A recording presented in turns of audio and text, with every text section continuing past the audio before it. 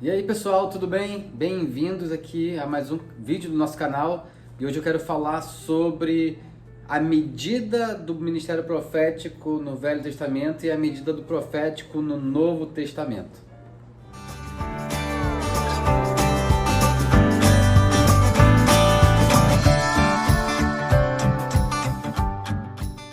João 13:35 diz que as pessoas vão saber que nós somos discípulos de Jesus, não é pelo tamanho da Bíblia que eu carrego, não é o tempo que eu passo no monte, não é o tempo que eu faço de jejum, não é quanto de caridade eu faço, embora tudo isso é muito bom e muito necessário, muito importante que eu faça. Mas em João 13:35 diz que se tiverem amor um pelos outros, saberão que são os meus discípulos. Como é que nós vamos ser reconhecidos como discípulos de Jesus? Pelo amor que nós temos um pelos outros. E isso é muito profundo quando nós falamos de amor verdadeiro. Porque nós, como Bill Johnson diz, nós devemos ao mundo o encontro com Deus. Nós devemos ao mundo esse encontro. E existem muitas pessoas nesse momento que não se encontram com Deus, porque existem pessoas apresentando um Deus irado, um pai castigador, alguém que está esperando só um momento de você errar para que ele venha com punição e não com conexão. Eu sou pai, eu tenho uma filha de 6 anos e toda vez que ela erra, a minha intenção no meu coração é sempre me conectar com ela. E eu ensino, eu mostro ali para ela e eu falo, eu poderia gritar, eu poderia fazer um show, dizer o quanto ela está errada, e isso acabaria com a autoestima dela, mas o que eu faço? Eu digo que ela está errada sim, mas mostrando para ela como fazer a forma certa. E isso trazendo conexão de coração para coração e não afastando ela. Não fazendo ela tentar sobreviver a mim. E isso é profundo. O amor que nós temos um pelos outros vai demonstrar que nós somos discípulos de Jesus. E como assim? Por que isso é importante? Porque o mundo já anda em erro. O mundo já anda em pecado. O mundo já anda na escuridão. Eu não preciso apontar os erros, eles já sabem. Nós não precisamos apontar os erros, eles já sabem. A pessoa que ainda não encontrou Jesus, ela sabe. O que ela não sabe? A grande novidade. Como Deus a vê. Como o céu enxerga essa pessoa. É isso que ela não sabe. É isso que entra a nossa parceria com o céu. E nós seremos pontes nessa parceria para apresentar o nosso Pai para as pessoas perdidas. Porque foi isso que Jesus veio fazer, uma das funções que Jesus veio fazer, uma das grandes tarefas de Jesus, além de vir ao mundo e morrer por nós e como nós, para perdoar os nossos pecados, nós não poderíamos pagar, era uma condição que nós não conseguiríamos por nós próprios, por nós mesmos, nós não conseguiríamos pagar. Somente Jesus, com o seu sacrifício perfeito, alguém que nunca errou, poderia pagar pelo erro de alguém. Jesus pagou esse preço. Jesus pagou esse preço. E depois que Jesus pagou esse preço, e eu aceitei esse sacrifício, entreguei a minha vida para Ele, Ele me levou mais para perto dele, e Ele me mostrou o que Ele pensa a meu respeito e como o céu me vê. E quando Paulo fala sobre a transformação da mente, eu preciso acreditar no que a Bíblia diz, que agora nós nos tornamos novas criaturas, nós não somos mais considerados pecadores diante de Deus, agora nós somos considerados santos diante de Deus. Rafa, mas eu ainda erro. Mas não é na sua natureza errar. A sua natureza é uma natureza santa. Você não erra mais na natureza pecaminosa. Você não tem mais essa natureza pecaminosa. Jesus se tornou pecado. Ele carregou os nossos pecados sobre ele para que nós nos tornássemos a sua justiça. Adão errou mesmo antes de ser pecador. Se tornou depois do erro. Então, nós temos uma nova natureza em Cristo Jesus, pelo sangue de Jesus, que nos apresenta diante do Pai sem culpa. Nossos pecados foram perdoados. E isso não me faz Não é isso que o mundo vai olhar para mim e vai dizer que é assim que eu quero viver essa vida de retidão, eu quero viver essa vida santa. Nós precisamos renovar nossa mente, como Paulo fala, e entrar nessa nova identidade onde nós somos santificados pelo sangue de Jesus, e nós precisamos andar nessa verdade, andar na verdade de pureza e de poder. Mas o mundo ainda não sabe disso. O mundo ainda não sabe disso. E o que eles precisam saber? O quanto Deus os ama. Andar em 3 P's, né? Paixão, pureza e poder por Jesus. O mundo, ele vai olhar para mim. Às vezes, cara, você vai ser a Bíblia que eles vão ler. Às vezes você vai ser a única Bíblia que ele vai ler. E ele precisa olhar para você, ele precisa olhar para mim e ver paixão por Jesus, pureza da minha vida, corações limpos, mãos limpas e corações puros, e poder se manifestando. Paixão, pureza e poder. Quando o mundo começa a olhar para mim e ver isso através das lentes de amor, cara, eles fazem isso porque me amam. Eles querem me conectar com o Pai, não me provar que eu estou errado, porque eles já sabem que estão errados. Eu não preciso ser o apontador do erro dele. Eu não preciso. A Bíblia diz que a bondade de Deus gera arrependimento. O que nós precisamos fazer então? Conectar essas pessoas com quem Deus diz que elas são. Nós precisamos conectar as pessoas perdidas com quem Deus diz que elas são. O céu funciona completamente inverso do que nós funcionamos aqui na Terra. Vivemos no reino invertido. Nós conhecemos uma pessoa e geralmente nós conectamos aquela pessoa com o passado dela. Como assim, Rafa? Vou te dar um exemplo. Você conhece uma pessoa, você não sabe nada a respeito dessa pessoa. Eu vou te apresentar uma pessoa e chego e te apresento. Olha, essa aqui é uma pessoa, tal, esse aqui é um amigo, ele jogou bola há muitos anos na seleção brasileira. Provavelmente você deve saber, se jogou na seleção, você deve conhecer, mas esse cara jogou muitos anos aqui na seleção brasileira, ou jogou em vários clubes, ou fez alguma grande coisa na sociedade, ou ele fez esse cara aqui descobriu uma vacina que cura alergias, por exemplo. O histórico dessa pessoa agora não vai estar associado com o eu dela do futuro, mas com o que ela fez no passado. A mesma coisa, as pessoas que você sabe ali o passado cara, essa pessoa era assim, essa pessoa era assado. Você não conecta com o futuro, você conecta com quem ela foi, o que ela já fez. É assim que nós damos identidade para as pessoas aqui no planeta, né? Nós vemos a pessoa e descobrimos o passado dela e começamos a tratá-la bem ou mal, dependendo do passado dela. Só que o céu é diferente. No céu, o reino de Deus, Deus nos trata do futuro para o presente. Deus está fora do tempo, Ele criou o tempo, então Ele já está lá no seu último dia. Deus já está daqui a 1000 anos presente. Deus está lá no passado, em todos os lugares do tempo. Ele é Deus, Ele é onipresente, Ele está em todos os lugares. E nesse momento, Ele está lá no seu lugar do futuro, onde você está sendo glorificado, seu corpo glorificado lá na glória, e Ele está preparando um plano de lá para cá, de como você vai chegar lá. E muitas vezes a gente acha que o nosso plano é muito melhor do que o dele. Se ele já tá, imagina ele olhando de cima como se fosse um labirinto, e ele está olhando de cima e está nos guiando até aquele lugar. Deus nos trata do futuro para o presente. Ele tem um chamado e um plano para a sua vida, ele tem uma visão sobre o futuro, e é assim que ele te trata, até que você se transforme naquilo. Na Bíblia nós vemos várias vezes, quando Deus, o anjo chega para Gideão e fala: valente, corajoso, guerreiro, né? Ele não era corajoso, ele estava escondido. E nem guerreiro ele era, ele estava ali escondido. Então, o céu ele nos trata do futuro para o presente. E isso é importante por quê?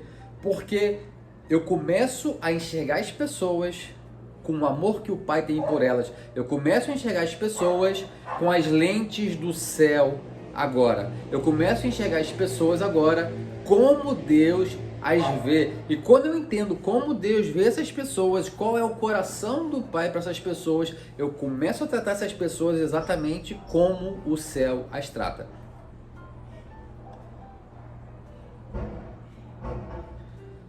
O Dennis Silk uma vez disse, o Dennis Silk é um pastor da Sociedade da Bethel, o Dennis Silk, ele diz que uma vez ele estava orando pelas pessoas e tinha uma moça que ficava escutando as profecias de outras pessoas. Alguém estava profetizando sobre alguém, sobre outra pessoa, e ela ficava ouvindo, sabe, ali, quero ouvir.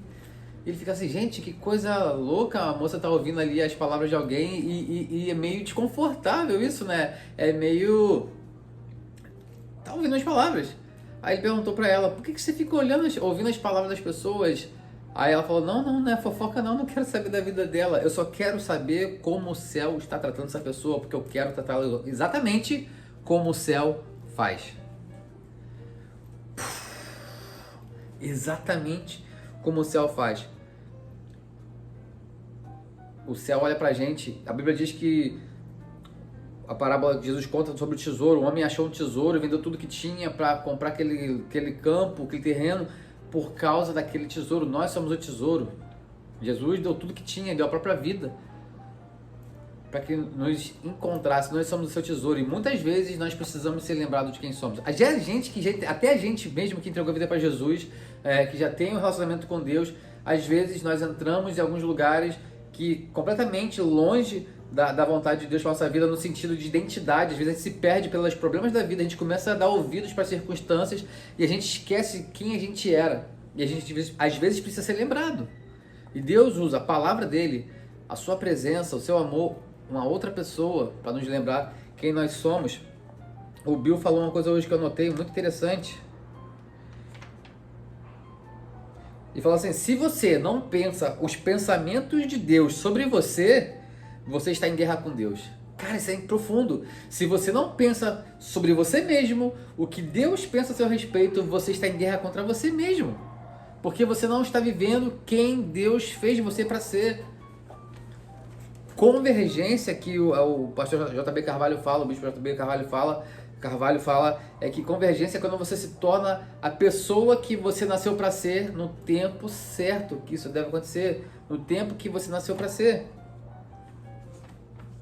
E quando eu começo a entender tudo isso, eu começo a entender que, bom, se Deus trata as pessoas dessa forma, eu preciso ter essa lente para as pessoas, eu preciso ter esse coração, né? Eu preciso ter esse coração. Por isso tem muitas pessoas que têm muito medo do ministério profético, tem muitas pessoas machucadas com o ministério profético. Por quê? Porque eles acham que o profético é para condenar e apontar erros.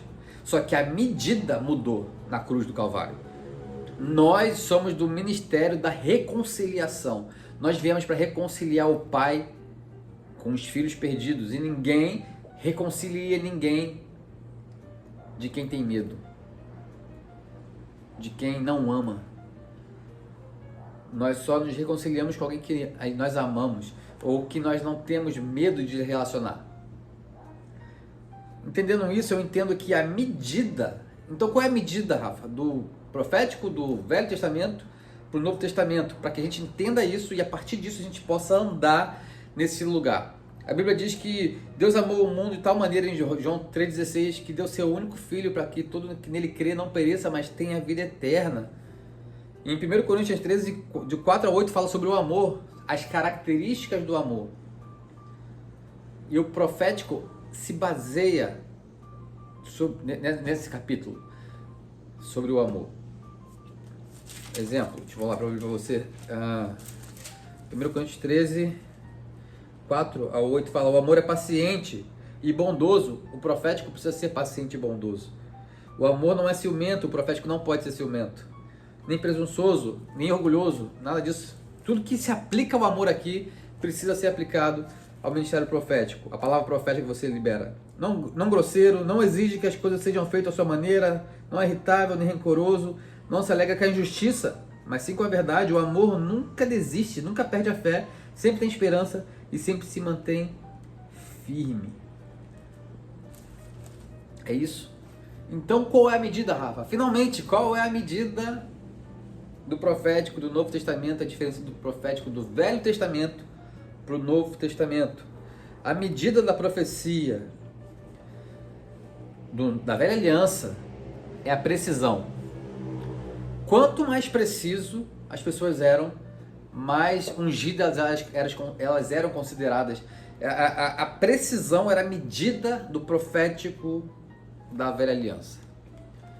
E qual é a medida do profético da nova aliança, Rafa? É o amor. A medida do profético da nova aliança é o amor. Nós precisamos nos lembrar de que lado da cruz nós estamos. Hoje nós vivemos numa nova aliança, Ministério da Reconciliação. Não é papel do profético corrigir hoje. Isso é papel do discipulado, isso é papel da Bíblia. Estudo bíblico, tempo na presença, tempo com a Bíblia.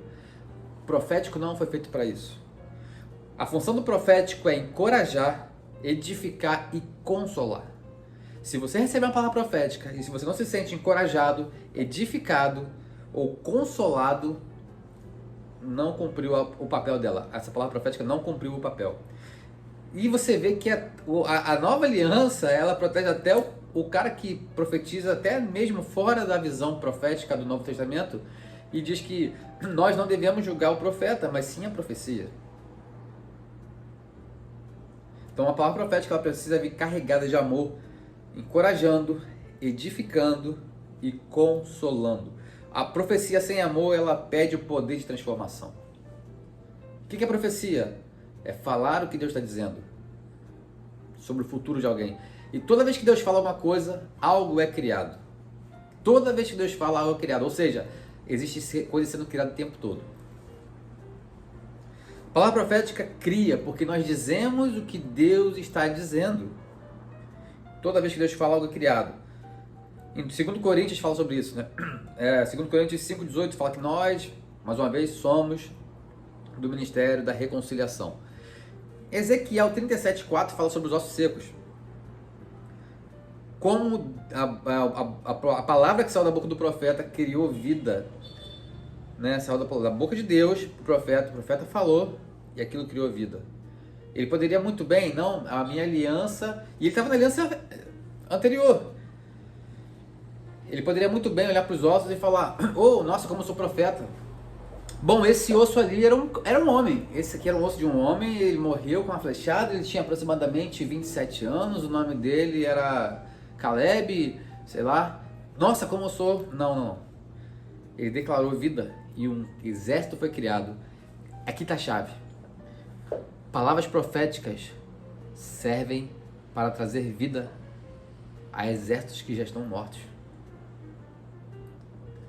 Quantas pessoas têm morrido porque têm recebido a palavra? Às vezes o coração do profeta que está profetizando é um coração bom, mas as lentes ainda não foram transformadas, como dizem Romanos. Nós precisamos chegar ao tesouro, trazer para fora. A bondade de Deus gera arrependimento. Lembra? Pedro pescou, pesca milagrosa, pum, com a barca quase vira, traz os peixes para cima. O que Pedro faz? Cai de joelhos. Sai de mim, vai para longe de mim, Jesus. Sou pecador. Jesus fala: não. Hoje eu vou te transformar em pescador de homens. Seu nome agora é Pedro. Bondade de Deus. Zaqueu. Jesus chegou na casa de Zaqueu.